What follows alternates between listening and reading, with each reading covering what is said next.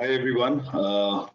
Welcome this evening. Thank you for logging in, and I hope all of you and your families are safe. I'm Ankit Pal, CEO of BlobCity, the makers of the AI cloud. To enable you to do AI at scale without worrying about the infrastructure, you can look us up at www.blobcity.com. That is blobcity.com. As mentioned in our previous webinar, and I'm going to do this time and again as our webinars happen, the genesis of the idea of this fireside chat happened when we realized a lot of people have heard these buzzwords of AI, ML, and data science, but don't really see it in action. And we decided to hold these webinars where we call in experts from different fields to talk about their perspective and demystify these for us. Some ground rules to make this work effectively. It's a 1 hour long webinar. The fireside chat will be for the first 40 to 45 minutes, followed by a 15-minute Q&A. You have a chat box, and please type in your questions in the chat box while we speak.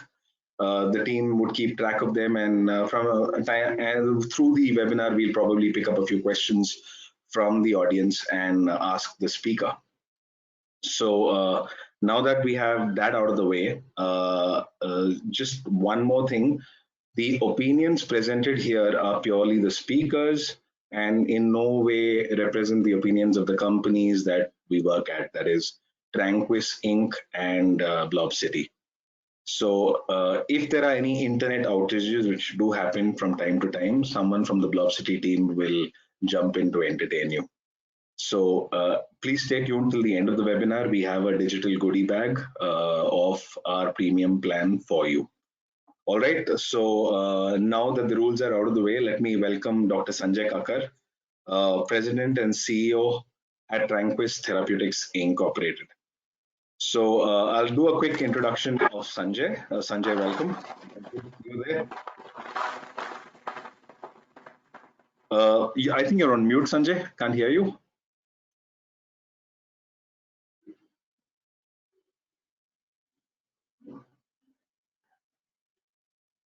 Nope, can't hear you. I'm sorry. Maybe you can log back in while I introduce you to the audience. Can you hear me now? Yes. Yes, we can. Yes. Okay. Excellent. All right. All right. So Sanjay is a medical graduate from King's College University. He holds a master's degree in healthcare management from Harvard University and a master's in preventive cardiology from London. He was born and raised in the UK and has worked in the UK, Italy, Germany, India, and the US. Sanjay, thank you very much for being here tonight. And I know it's early in the morning in California for you. So thanks a lot again. So I've known Sanjay for many years now. We've worked together building a personalized health tech company for 5 years while he was in India. And something interesting about Sanjay is that, and this is my perspective of Sanjay, right? He's got this adventurous spirit which made him travel all the way to India, leaving a comfortable life in the UK and Spain to set up a company here working in an unfamiliar business culture. I also remember him facing things like a burglary in his house. He was attacked by a mob on the street. And this didn't deter him from following through on his dream. And that was, and these are very interesting things to happen. So every time Sanjay used to come to me, and if something like this happened, I'm like, I've never heard this happen to anyone else. And Sanjay is like, you clearly don't live in the India I'm living in right now. So it's pretty interesting. And we'll talk a little about that as well as the webinar progresses. So Sanjay started off as a medical graduate from London and did not take the well-trodden path that doctors usually do. He's got a unique perspective of being a doctor, having done drug discovery, run health tech companies, and we wanted him here because he's got an idea as not as a practitioner of AI, but as AI as a capability. So it would be good to hear your perspective, Sanjay, on that. And there are a lot of folks here who are taking the time out to hear that out, and I'm sure they're gonna take a lot away from this conversation. All right, let me start. Sanjay, you had a very fascinating journey from medicine to being a health tech entrepreneur.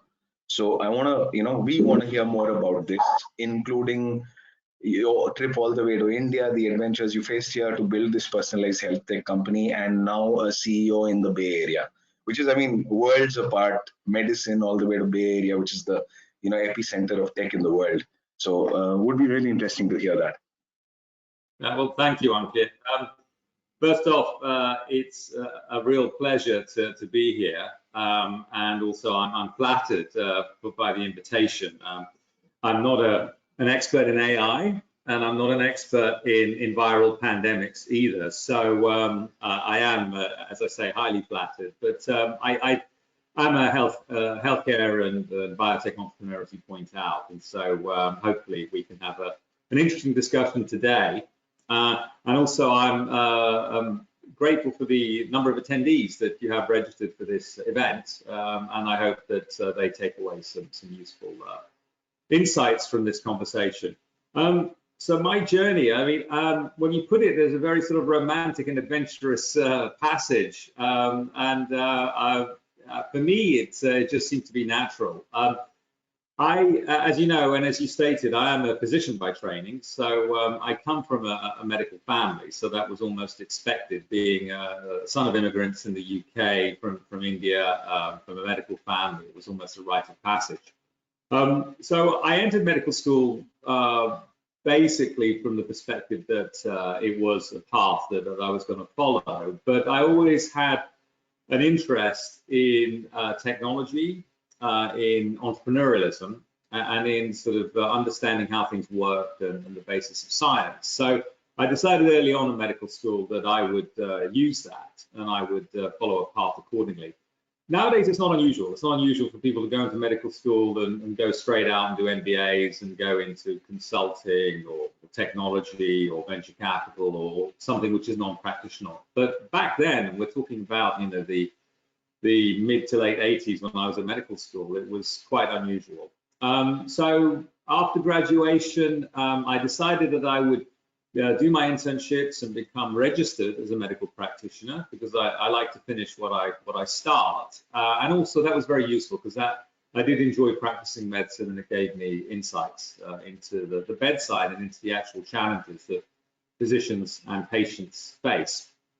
So after that, I decided to go out and get some experience in the real world of finance and business. So I did a short internship in venture capital in London, which is where I'm from originally, and then was fortunate to land a quite intriguing role at Novartis, based in Milan, working on the post-marketing development of their immunotherapies, which were positioned for transplantation at that point. But they had some interesting ideas about how that particular technology, that product, could be used to treat autoimmune diseases, such as rheumatoid arthritis and psoriasis. So they were looking for someone who was, I suppose, young, inexperienced, someone who would go out across Italy and work on this, to do two things, really: to work with leading immunology centers and engage them as regional reference centers for managing these complex autoimmune patients. And to do that, what we developed was a software program where the professors and physicians concerned actually were able to then create a database of these patients and have available within that all of the available therapies that could be used for those patients. And then that would be collected as an epidemiological tool. So that was actually one of my first introductions to, I suppose, what is a precursor of AI, which is building models of disease. And it was very successful.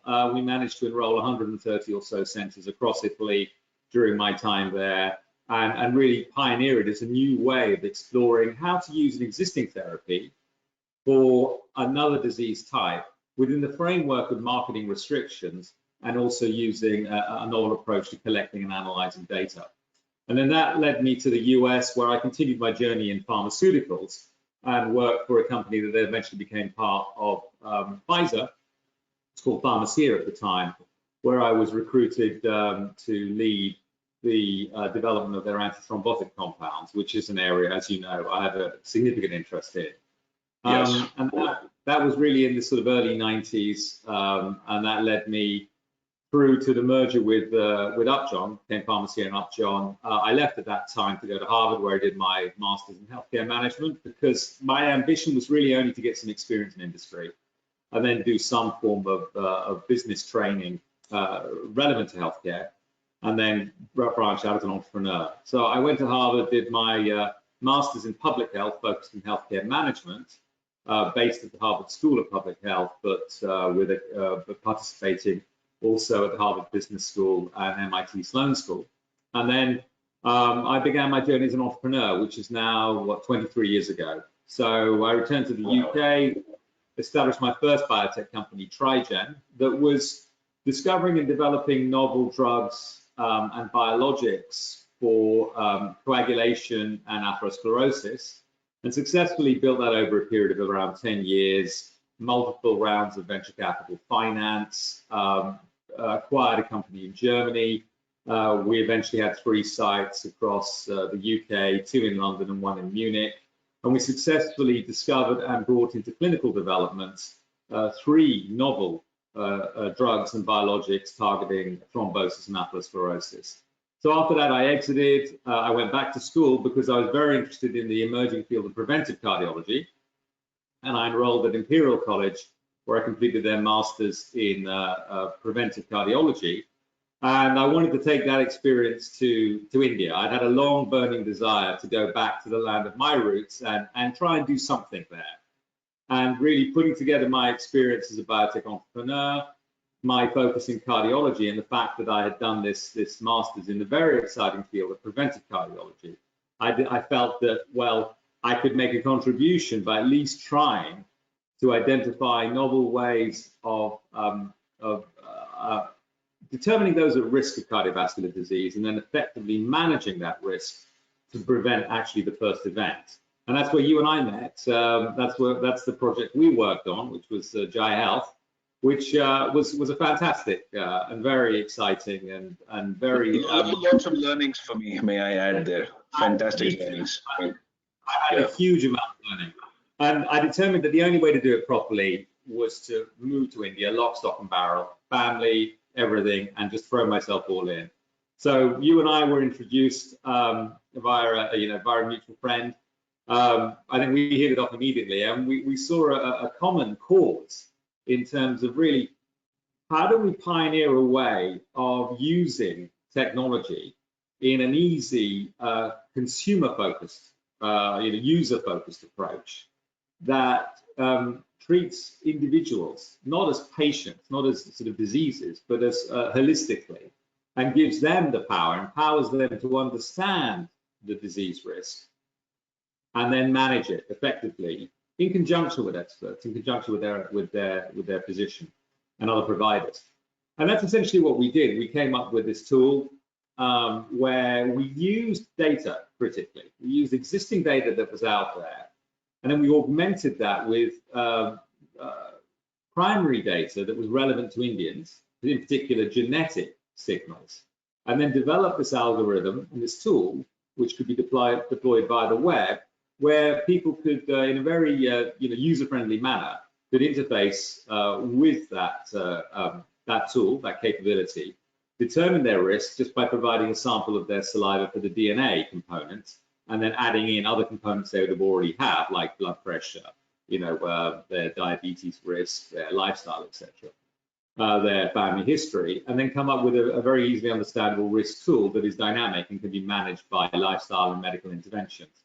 And we successfully deployed that and published that as well. And that was I think a step forward in developing tools that are specific to the Indian and South Asian population to manage this. That was data-driven preventive cardiology. I mean, I think that was with the advent of AI, etc. I think we could have done it very, very differently now, but that was many years ago, 2011.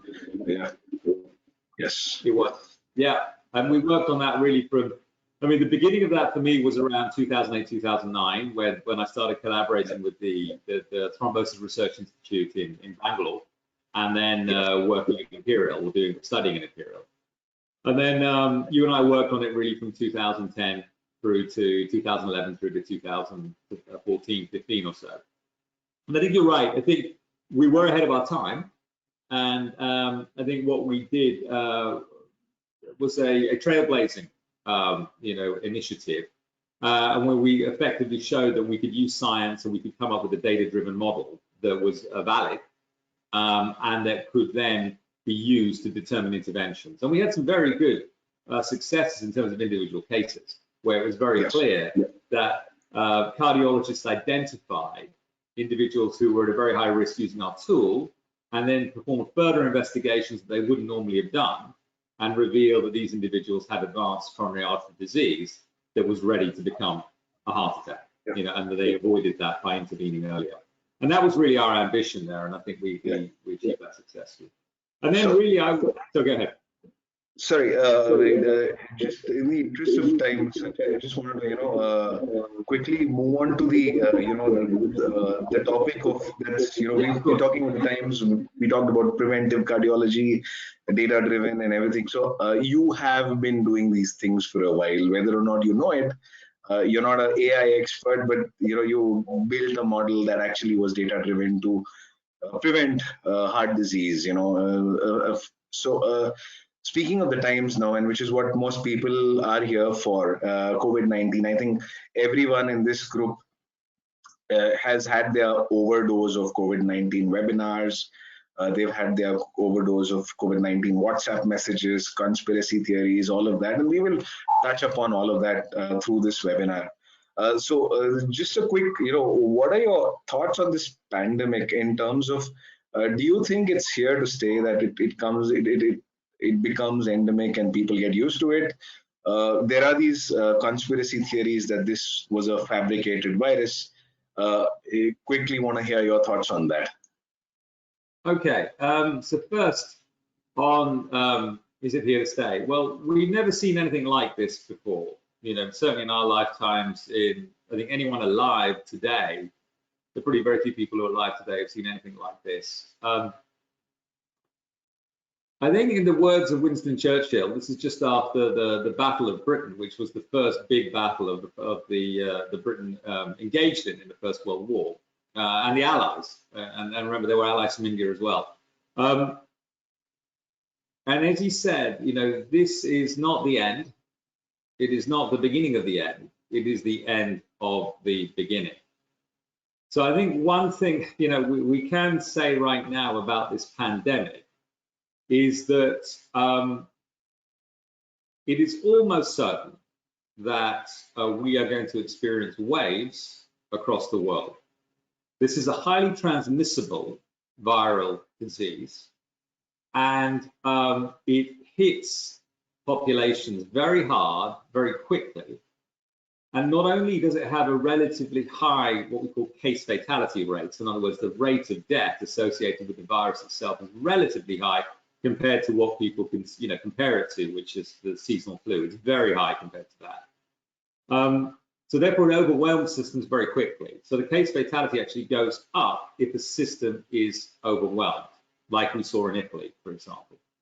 So I think we don't have across the world the systems in place to be able to effectively suppress and manage that rate of transmission. So therefore, as we get over this first wave, as we end this beginning, we'll try and get back to normal in some way, and we can talk about what normal might look like.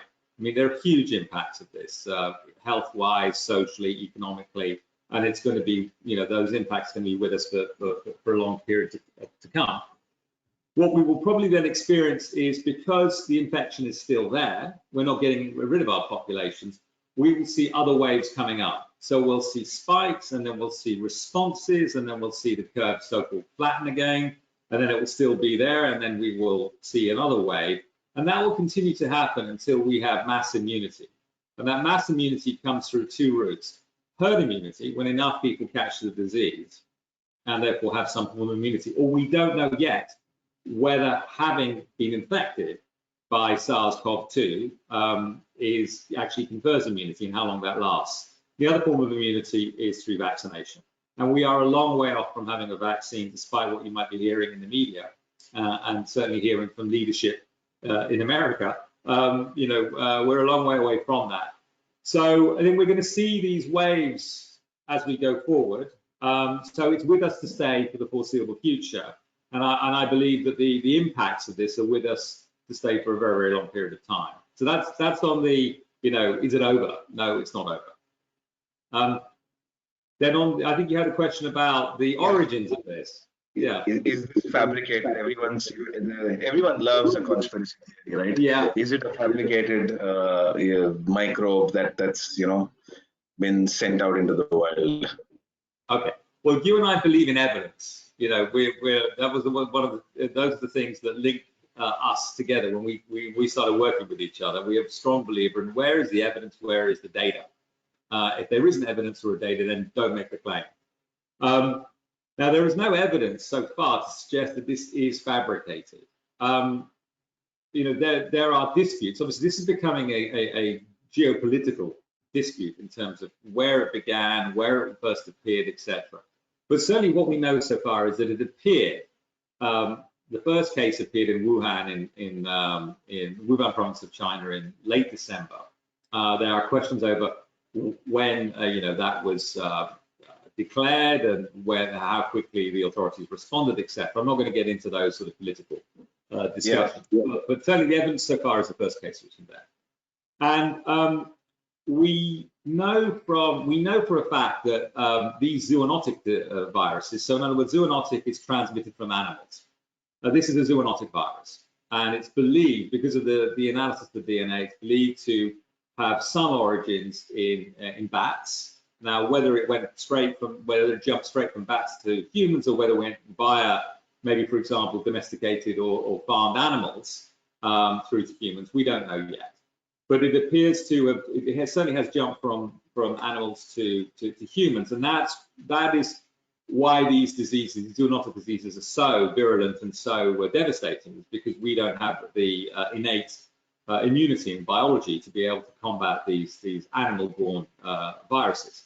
So it certainly did come. It appears to have originated from that part of the world and originated from an animal species.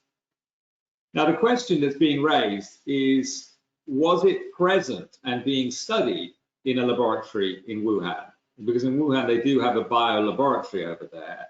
And one of the theories is that, well, maybe it wasn't transmitted through a wet market, but it was being studied in the laboratory at Wuhan, and maybe accidentally it escaped, which can happen. We don't know. That is the subject. That is going to be the subject of research and investigation. I think there's a debate and dispute at the moment as to who and which group should be allowed to go into that laboratory in Wuhan and perform their investigations, so we can determine where the potential origin was. The Chinese authorities are stating, and we are starting to believe that maybe this was present even before December. People are starting to look back at autopsy cases of influenza, of deaths that were deemed to be caused by influenza, and starting to realize that maybe those were in fact from COVID-19. So it may well have been present earlier in other parts of the world than we previously understood. Perfect, thanks. There are these conspiracy theories that keep doing the rounds. I just wanted to set them to rest. Of course, there's no conclusive evidence that it is or it isn't, but I think we have to wait for evidence to prove that those theories right or wrong. So yeah, come back to that. In the age of social media, people are gonna believe what they want and spread what they want. I mean, we witness it now, but wherever anyone has a chance to correct, they should, and I'm grateful that you've taken that opportunity to do so. Yeah. So Sanjay, you've been there, done that as a health tech entrepreneur, and worked in drug discovery, antimicrobials, and things like that. So, and you have an understanding of AI as a capability. You do appreciate it. So, wanted to understand your perspective on how AI can help tackle. This is the topic of our, the primary crux of the topic of our conversation today, the future of pandemics, and also help discover new drugs. We know for a fact that traditional drug discovery, takes a very long time. Large chunk of it is uh, the clinical trials that happen, and speaking about drug discovery, there's this whole vaccine discovery thing where people are saying 18 months to the vaccine. And I'd be worried if I was given a vaccine in 18 months. And I probably wouldn't take it. I would risk in infection, knowing what I know of vaccine development and drug discovery. So, how can AI be used to tackle future pandemics, or maybe learnings from this current pandemic? So, just your perspective on that, your understanding, and you're in the Bay Area, you probably are exposed to a lot of AI while you're there. Yeah, I mean, I think let's look at the words artificial intelligence. I think one of the best definitions of intelligence I've ever heard is the ability to predict the outcome of an action. So the more intelligent the person is, the further and more accurately they'll be able to predict the outcome of what they're about to do. For example, a crazy yob on the street may go and whack someone in the face and is doing that out of some kind of primal instinct. A more intelligent person will think through that and will say, okay, if I hit that person, they may be injured, they may hit me back, I may get arrested by the police, etc. And all of that capable thought to predict the outcome of the action will filter through the mind and then temper the reaction, I suppose. So that I think is one of the best definitions of intelligence that I've ever heard. So if we try and apply that to building tools, as you know, we're trying to essentially build tools that enable us to predict. That's really, as I see, artificial intelligence, is how can we predict what might happen if something, we started at a given point zero. And that really, and so if we look at the COVID-19 global pandemic, there are a few ways so there are several ways where AI could potentially help and is already being deployed. And I think there are two that, I'm not going to go through all of them, but there are two that spring to mind. One is helping societies deploy resources and manage the overall pandemic itself. So those are tools, those are essentially epidemiological tools that can be used to determine where we might see new cases, and if new cases appear, what might happen and where we need to deploy resources. So you've watched the news, you're probably all familiar with the predictive models and the curves and the trajectories that have been shown on the news, and those come from models developed by groups such as Johns Hopkins University, Washington University, the Imperial College in the UK, and there's a very good actually simulation of all of this on the Financial Times. And those are essentially predictive tools. They are models, so they're not 100% accurate. And we're already seeing that those models are out in some circumstances.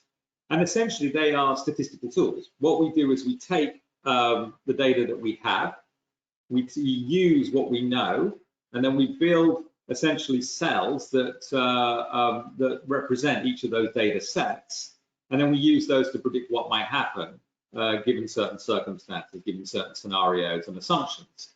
And that's essentially, so it's essentially a very sophisticated statistical model, and that's the way I see AI in the context of pandemics. The question then, and this comes to all of the tools that that are under development for AI for the pandemic, is it's a concept, as you know, garbage in, garbage out. So you really need to have high quality data to begin with to be able to construct the model, and then the higher quality of the data, the more effective that is at predicting what the eventual outcome might be, given the assumptions you put in. And those assumptions have to be represented by the statistical database you've constructed. So I think that's that. So therefore, we are, and those models, as we see, are getting more and more refined with more and more data. Because as you know, a statistical model is simply just trying to be representative of the broader population, and therefore, and then the algorithms will be able to try and analyze outcomes based upon a particular set of assumptions you might put in. So, for example, I have this number of cases in this area. I can then start to model based upon the population we see. I can then look at the impact on healthcare in terms of the number of hospital beds that are there, and then start to work out when I might be able to relax, for example, a restriction or a shelter-in-place order.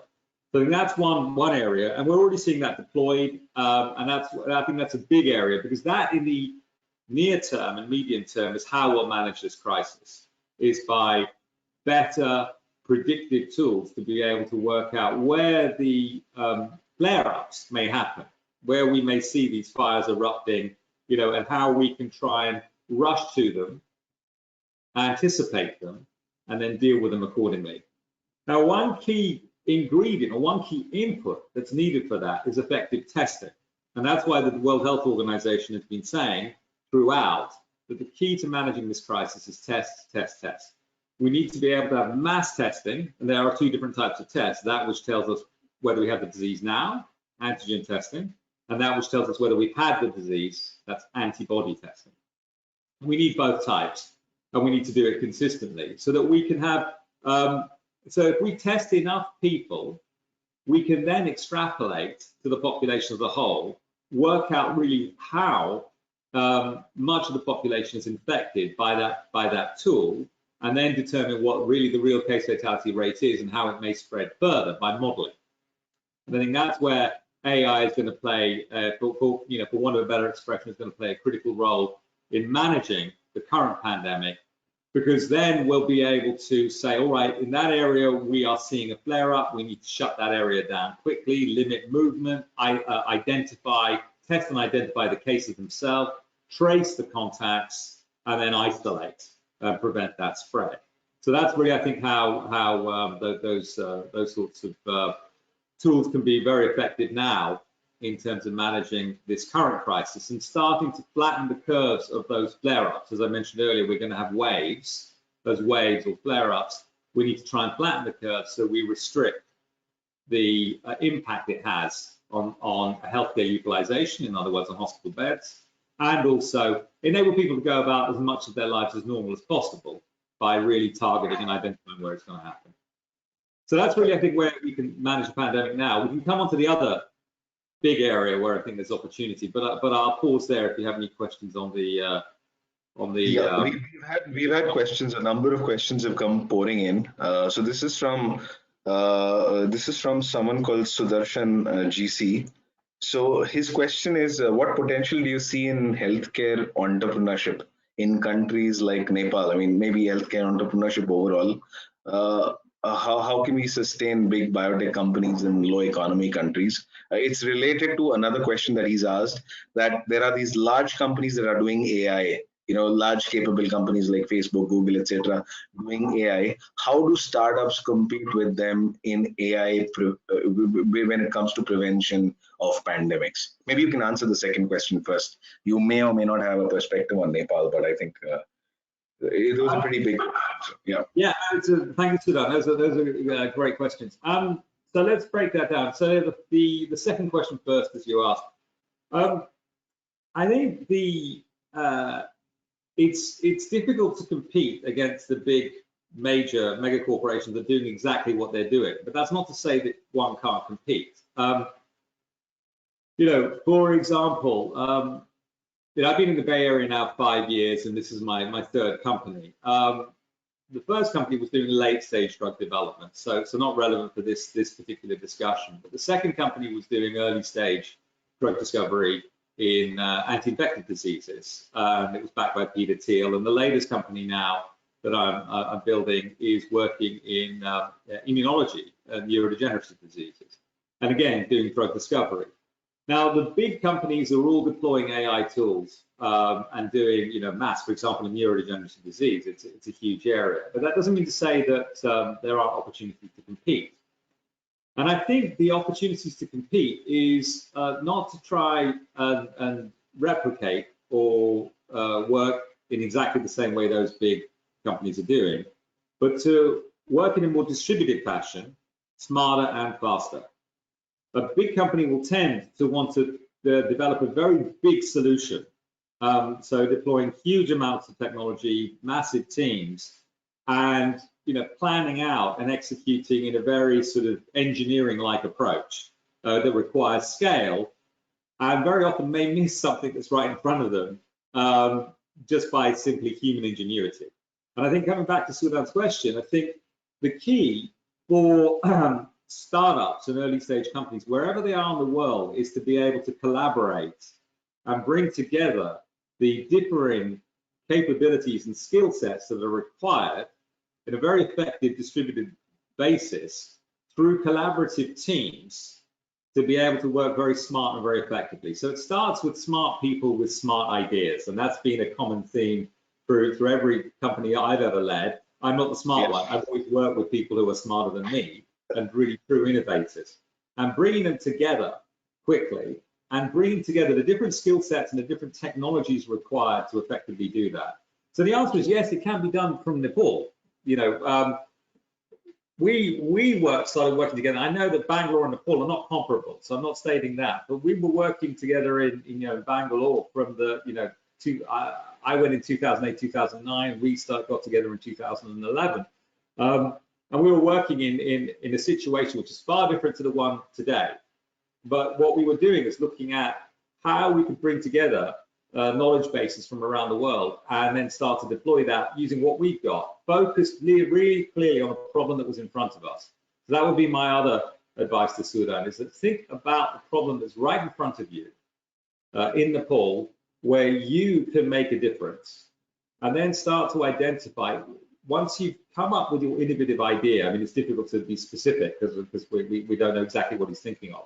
But once you've identified the real problem that needs a solution, and you think you've got an idea that can address that solution, and it can be that solution, then start to work on what are the ingredients, what are the capabilities, technologies you need. And the beauty is now we live in a globalized world where we can connect.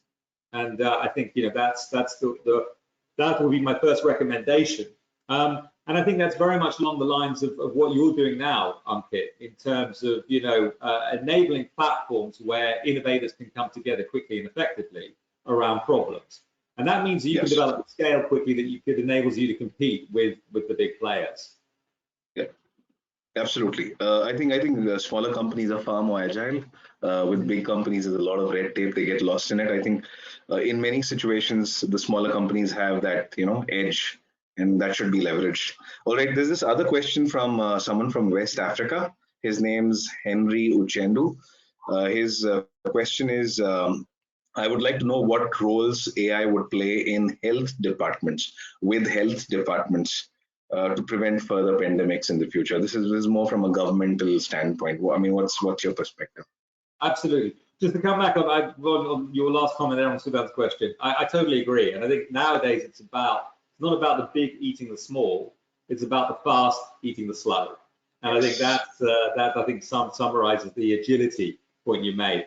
So the question from West Africa, it's a very good question. It comes back to what I was saying earlier about the use of epidemiological tools.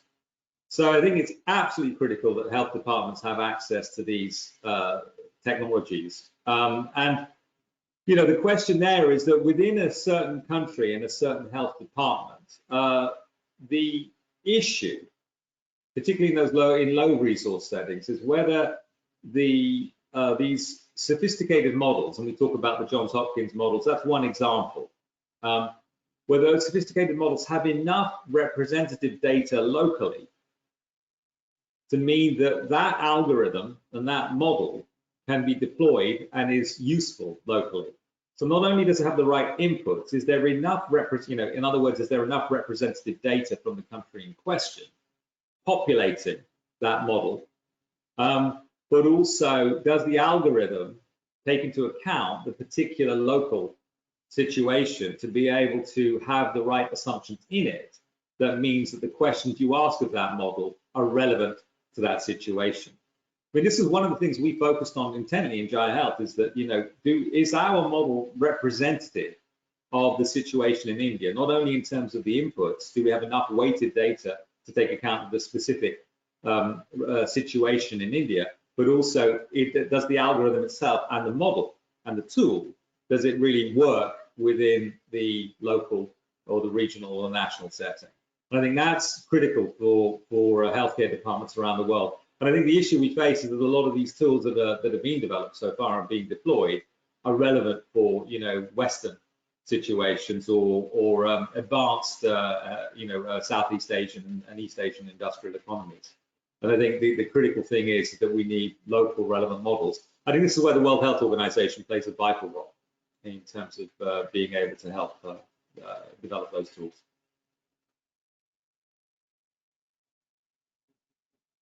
I have a whole bunch of questions, and we've gone into the Q&A session much earlier than we planned, because the number of questions that were coming in is huge. I mean, I'm actually running through them while I'm speaking to you. So there's another interesting question from someone called Arvind Krishna. He says that this in our lifetimes, and I'm just adding that to what he says, it's COVID-19 is the first case of a pandemic all over the world, at least in our lifetimes. Then what kind of data would be used for future pandemics? You have answered a part of that. So the question I think he's trying to ask here is that this is the first time we're facing this. So now if you want to handle future pandemics, what sort of data are we going to use? Because this is the first case we are learning right now. Why do you even have a perspective on that? It's a fundamental question. Yeah, I think that you're right. So there are two. I will dissect that up to two. I see two separate questions there. One is this current pandemic of COVID-19, and then the other is future pandemics caused by different diseases, different viruses, and even we will probably see breakouts of antimicrobial resistant bacteria. So drug-resistant bacterial infections will also grow. That we've been predicting for some time, and this was all predicted, by the way. There have been various virologists and also leading figures such as Bill Gates as well have all predicted this for a long time. So with regards to COVID-19, I think we've already covered how the epidemiological tools that we develop will be deployed and will be necessary, and that really is about doing more and more testing and also having more and more data to be able to input into these models, and not only in terms of the number of cases, but also in terms of what we see with regards to disease progression, what happens when we treat in a certain way, whether we hospitalize, what type of drugs. All of those need to be built into these models so that we can start to predict what may happen and how this particular viral pandemic may continue, and what may happen in the next waves, and what may happen if we intervene in certain ways. For example, if we shut down earlier, if we shut down later, if we how many hospital beds will we need, what kind of interventions we may use. And just on that point about this pandemic, one particular area we haven't discussed is how these sorts of predictive tools can be used to discover new therapeutics that can be used to tackle this particular pandemic. Well, again, it's the same principle. What we're looking for is a tool that can analyze data and then predict the outcome. When you say therapeutics, it means drugs, because the audience here is predominantly from the tech, because the moment you say therapeutics, people zone out and start, So I just wanted to make it clear to the audience that therapeutics is drugs and potentially vaccines as well, or would you just say drugs? And therapeutics and vaccines. So therapeutics is something that will treat the illness. So I use therapeutics. Therapeutics technically covers drugs, which are traditionally small molecules, and biologics, which are macromolecules. So I use that. When I use the term drug, I'm referring to one aspect of a therapeutic. But let's use the term generally drugs. So it's a good point. So what you're trying to do there is you're trying to essentially mine or analyze a library or a database. And that's essentially, you need to have a broad enough database of drugs to analyze, and you need to be able to then predict what effect that drug may have on this particular virus. So we're very early in that, but there are some groups that are successfully, or appear to be successfully, deploying AI, what they call AI tools. I mean, as I say, it's a predictive model to be able to suggest that certain drugs that are already in the chemical database may be effective at treating COVID-19. Now, that hasn't been tested in the clinic yet, but we have got some hits from that. And essentially what that's doing, which just comes back to what you were talking about earlier, is it's reducing the time and the risk involved it's seeking to reduce the time and risk involved in drug development. But again, it's a question of garbage in, garbage out, because what you're essentially trying to do is saying, all right, instead of me having to go and stir a test tube so many times, in the laboratory, I'm talking very generally about this and trying to simplify this, to look at what the outcome might be if I use this chemical against this particular target, then I have to do that in a laboratory thousands and thousands of times to be able to determine with thousands of compounds sometimes to be able to find one or two or several that may work, and then you have to run them through toxicology, and then you have to put them into the clinic. What these tools are trying to do is circumvent that by saying, all right, let's take the knowledge that we have of these particular compounds, let's take the understanding we have of this particular virus in terms of the targets we know right now, and then let's try and develop these tools where we can try and predict what the outcome might be by essentially doing an in silico screen of these compounds, and then trying to predict what the biological effect might be. But then again, you need to have sufficient quality of data in there to be able to make that as predictive as possible. And we've yet to see tools that have such a high degree of predictability that we know that when we just plug in the question, we'll get a high probability answer. And we'll get to that. Yeah. I'm sure we will get to that. I think one of the breakthroughs is to be able to avoid the machine having to instruct us to do experiments, and then we feed those back in to gain enough of an understanding or gain enough knowledge. If the machine can start to predict that, then we make a breakthrough. And that I think is the next wave, but that's another topic for conversation. Yeah, so then the general pandemics in the future. Well, we need surveillance tools. Coming back to the original question, how will these tools work in the future? Well, that's essentially having big enough epidemiological surveillance. So what we need to have. So when you say, when you say epidemiological surveillance, is it? There's a question connected to that, and I just thought it's relevant to what you're saying right now. It's from Aditya Rai. He says, do you believe sharing personal data about your day-to-day activities and travel and personal contacts will become a mandatory norm in order for being able to predict and even build models to help predict the next pandemic? When you say surveillance, would this come as part of that? People feeding in the data that I have a fever right now, or I have this, things like that. It's an interesting question. It's something governments the world over are asking their citizens to do. We have the Arogya Setu app in India, where you need to feed in the data. If you're feeling unwell, put it in. So when you're at a store or something, it'll actually pop up, and you got to share your data all the time. So it pops up saying that there is someone next to you who has COVID, which is, I personally think it's nice, but you should answer that. Yeah, I think this is a really excellent question, and I'm very glad that you brought it up in the context of the previous question we were asking, because the two come together very nicely. So we've got to, when I use the word surveillance, I'm using an epidemiological technical term, and let's put aside what we call government surveillance, all right, and I'll come back to that in a second, and I'll try and be brief. So epidemiological surveillance is something that we do day to day. So the Centers for Disease Control, World Health Organization, that's how they picked up this COVID-19. Health departments across the world are all the time looking at infectious disease outbreaks. So when a doctor treats an infection in the hospital and he or she feels or suspects that it's a new disease, what they will do is they'll alert their health authority, and they will start to investigate that. And that's what happened in this case. And then the WHO will be informed, And then they'll start looking around the world for other cases, and they'll start to look and try and identify what is the actual, is this a new virus or a new pathogen, and then start to surveil it. In other words, start to look for it in populations. And that's what's happened over here.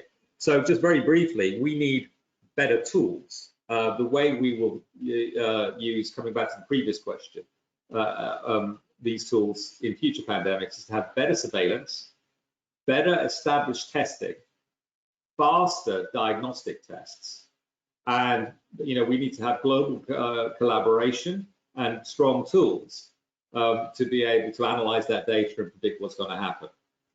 Now, part of that is these ideas now, and there's several around the world, and we don't have a unified approach, but is an app that people can have on their smartphones where they will voluntarily participate.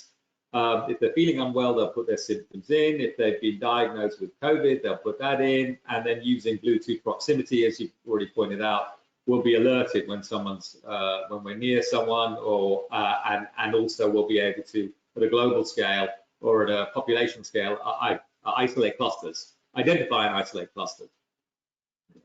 I think from an epidemiological perspective, I think it's a very important tool. From a civil libertarian perspective, I'm uncomfortable. I think that, for example, in the UK, they're piloting this approach in the Isle of Wight, and unlike other places in the world, they're using a centralized approach to analyze the data rather than a distributed approach. And that means that, essentially you're giving all of this data to the government about you, about where you are, what you've done, and etc.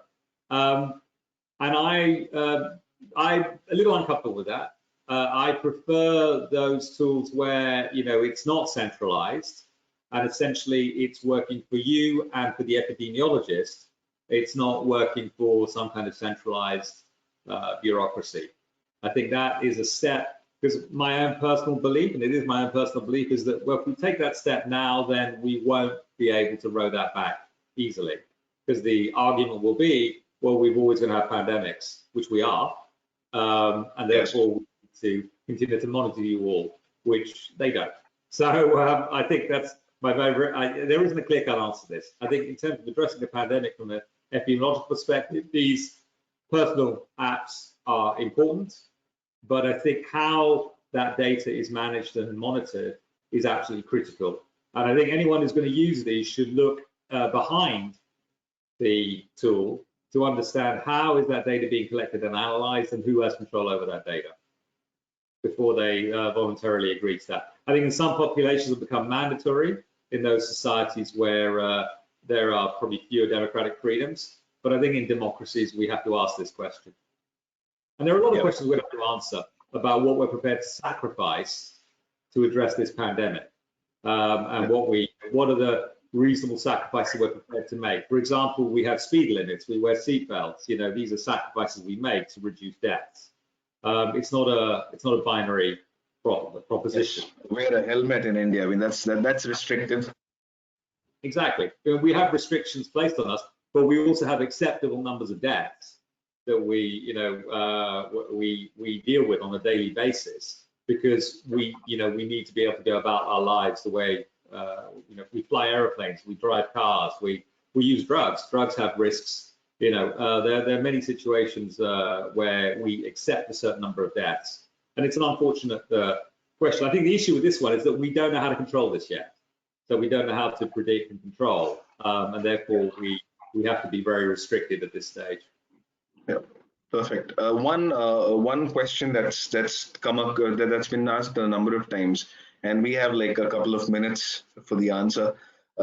If you were to recommend, or what's the wildest idea you have in terms of a startup idea for AI when it comes to pandemics? Is there an idea that you have that, maybe someone should build an app like this, maybe someone should do this? You probably have thought about it. So.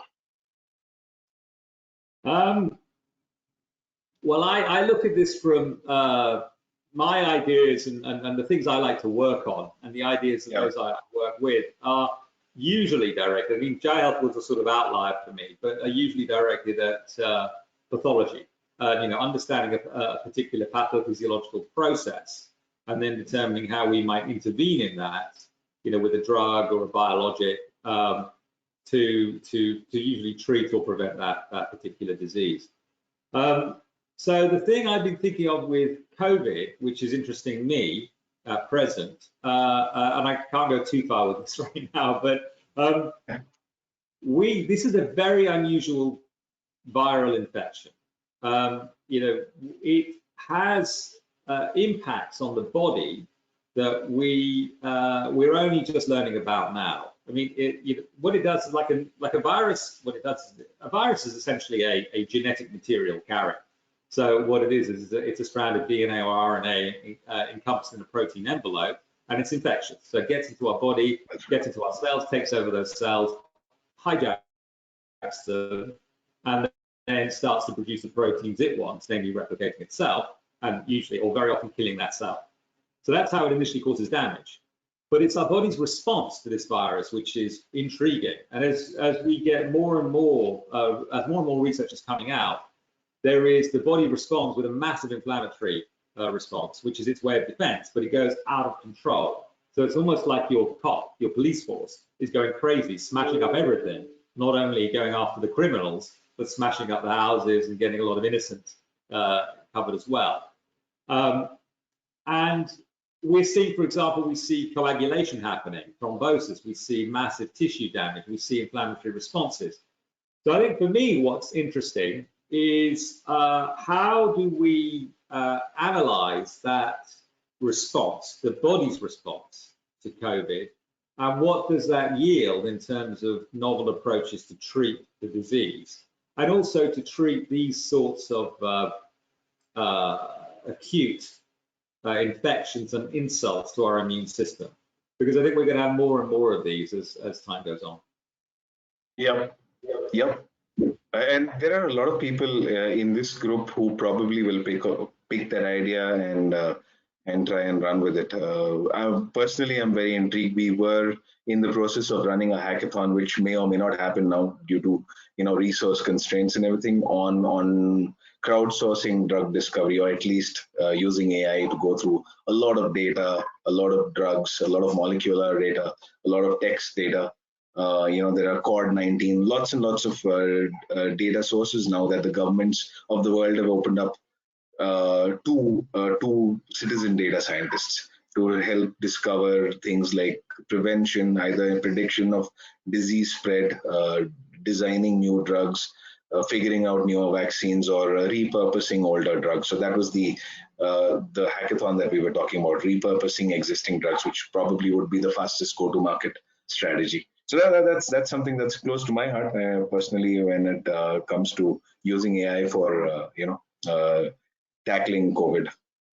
But thank you very much, Sanjay. We are almost reaching the end. So thanks a lot for sharing your perspective. I know you're not an AI expert, but I think a lot of value came out of this conversation. I wish we had more time. We could have, there are so many questions you won't believe it. The number of questions that have come. So what we'll probably do, this is for the rest of the audience, that we'll curate these questions and send 10 of them out to Sanjay so he can answer them at his own time. And Sanjay, maybe you can send them back to us and we can put up a blog post to let these people know that their questions have been answered at some point of time in the future. So thank you, everyone, and for your patience and for being here for this long. We're giving away a 1-month trial to the premium version of the BlobCity AI Cloud. You will receive an email shortly, and stay tuned for that email. And thank you again, Dr. Sanjay. And thank you, everyone else, and stay safe. And please do spread the word. Thank you very much. Thanks, Sanjay. Ankit, it's been a pleasure. Thanks to your audience as well for their participation. Those were great questions, and I'm looking forward to continue this discussion. So thank you very much, Ankit, and thank you to all. Thanks, Sanjay. Bye. Bye-bye.